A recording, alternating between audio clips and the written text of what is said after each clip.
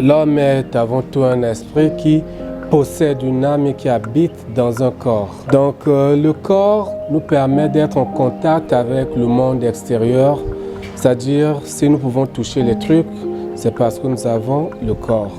Donc les 5 sens se retrouvent dans le corps, donc l'ouïe, l'odorat, le toucher, tout ça, ça se retrouve dans le corps. Maintenant, l'âme, c'est le centre de l'intellect. Donc, si nous réfléchissons, si nous pouvons penser, c'est parce que nous possédons une âme. Et l'esprit nous met en contact avec Dieu lui-même.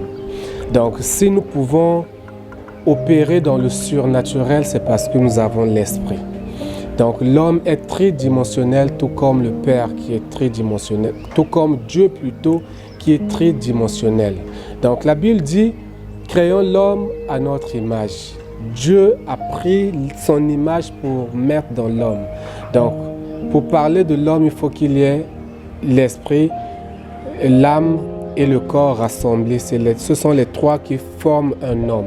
Et pour parler de Dieu, il faut qu'il y ait le Père aussi, le Fils et le Saint-Esprit. Ça fait tout un débat, mais c'est comme cela. Donc, Dieu, le Père, ne fait rien sans le Saint-Esprit, qui est aussi Dieu, qui est la personne la plus importante sur la terre. Donc, tout comme l'homme, quand tu enlèves à l'homme l'esprit, l'homme n'est plus là, tu verras l'homme couché, on ne parlera plus de l'homme, l'homme ne sera plus en vie.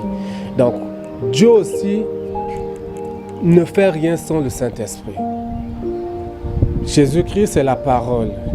Dieu le Fils, Jésus le Christ, qui était dans les cieux depuis, avant même que le monde ne soit créé. Donc voilà un peu ce qu'est l'homme. Donc l'homme est un esprit qui possède une âme qui habite dans un corps et qui a été créé à l'image de Dieu lui-même, tridimensionnel. Merci de m'avoir suivi.